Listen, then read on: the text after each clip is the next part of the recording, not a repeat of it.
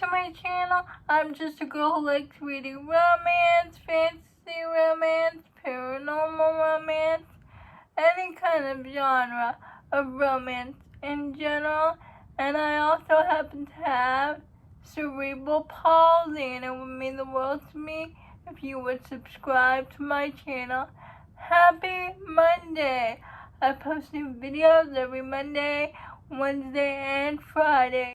And today's video is going to be a recent reads video, mixed with new releases and some of the arcs that I read. First up, we have Rally by Devoney Perry. We follow Rush and Faye, who meet at a camping site. They spend the day together, commiserate about their relationship troubles with their significant others, and a couple months later, Faye and Rush meet at a bar, and they have a one-night stand.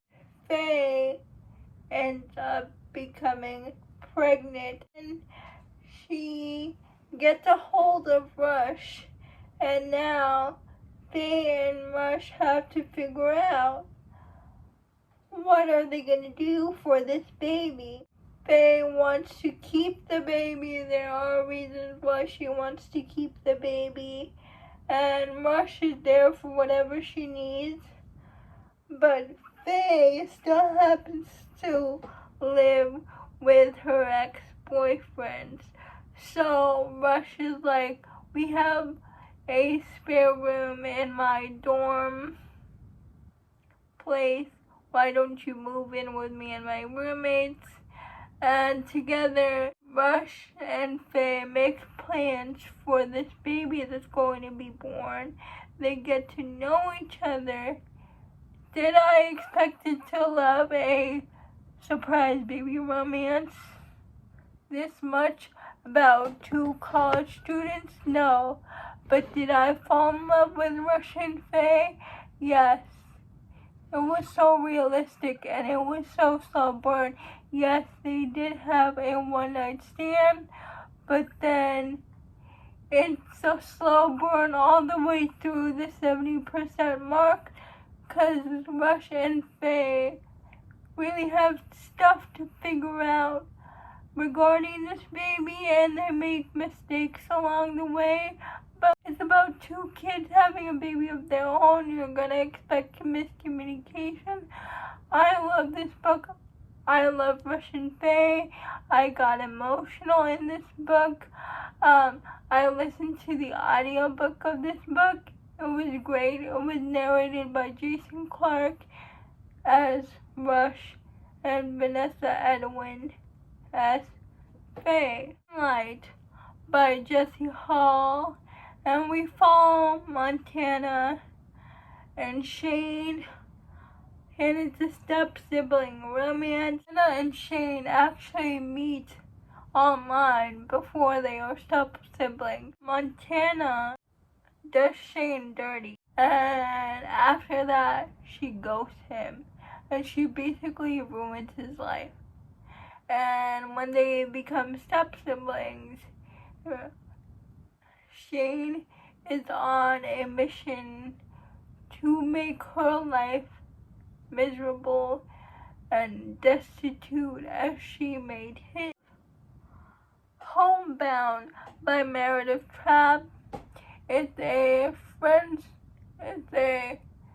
to lovers romance. Dakota and Wyatt used to be best friends in this small town. Dakota is 2 years older than Wyatt, but something happens. Wyatt leaves town without telling Dakota, and they haven't seen each other since then. And 3 years later, Wyatt comes back to this small town for the summer because he is a hockey player and it's off season. His main purpose is to get Dakota's friendship back, but also not to just get her friendship back, to make Dakota fall in love with him, because he has always had a thing for Dakota. Dakota and Wyatt tries everything to make Dakota fall in love with him. But she is completely oblivious to his feelings. Where There's a Whale by Amber Hughes, we follow Colton, who's a rancher. It's a call from his sister, and he learns that his father died, and the land has been sold to the next door neighbors. And so Colton moved back to his small town, rings the doorbell at the neighbor's house, finds himself captive against his will by said neighbor, because the person his dad sold the land to, and their neighbor is not a good person. He dabbles in human trafficking, and Colton ends up his captive. And not only is Colton captive, but it turned out his first love, Kingsley, is also being held captive by this madman, because Kingsley is actually his neighbor's daughter, and Kingsley broke Colton's heart when they were younger without giving him an explanation, and together Kingsley and Colton have to find their way out of this very dark situation. Please, please, please, this is a dark romance. Please check your trigger warnings. This is captive romance. There's forced sterilization, essay between familial relations. Please check your trigger warnings. But I pushed through with this book because it's an arc, and I really wanted to see Colton and Kingsley get their AGA. Delicate Escape, we follow Thea, who is on the run from her crazy ex-boyfriend. Her boyfriend was verbally abusive. We find that out in the epilogue. He did other horrible things to her. 2 years later, after the epilogue, we're back in Sparrow Falls. Now we meet Thea in book 1, who actually works with Rose at the flower nursery and a bake shop pastry place. And Thea needs help with some of the repairs on her house, and Rose convinces Thea to let her brother Shep help her with the repairs. And so Shep and Thea are in forced proximity. Shep is very patient with her, and I just love this romance. I just love this book. Yeah, I just love Thea and Shep together, despite everything Thea has been through with her last relationship. She still found the courage to let Shep in, and I thought that was really beautiful, and how Shep was very careful with Thea and made the relationship go at her pace, because it's a slow burn romance, and I just loved it. Never Too Late, and we follow Dax and Jay. Dax and Jay were college students, and they were in a relationship. Dax and Jay broke up.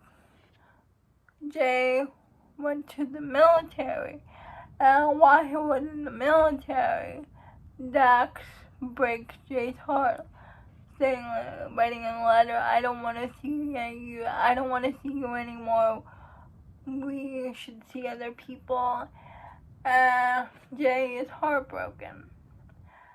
And Dax actually had clinical depression, and he used to live with his mom and his brother, but his mom died.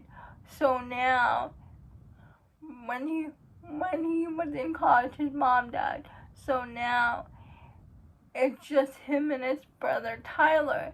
Years later, Jay is out of the military and moved back to their hometown. And Dax and his brother run this record store together, and eventually Dax and Jay meet again, and Dax has explanations to Jay of why he broke up with him the way he did, and you can see once Jay meets Dax again, his feelings for Dax never left. He was very patient with him. It was very sweet, but Dax is dealing with a lot of mental health issues with his depression, which turns out is not really depression at all, because his brother figured out this kid in the record store who has autism comes to the convenience store, and through this kid's these interactions with this kid, he learns that his brother doesn't have depression, that he was misdiagnosed, that he has autism, that he's in the autism spectrum, and he goes to Jay and needs his help to convince his brother to see a doctor, to get on the right medication. And it's a sweet story about a second chance, finding hope in an impossible situation, and a guy who would do anything for his brother, and I thought it was really sweet. Those are all the recent books I read. Please let me know if you have read any of these books, or if you plan to. I would love to know. Please like, comment, and subscribe to my channel. Liking this video would help me out a lot. And I'll see you Wednesday. Bye.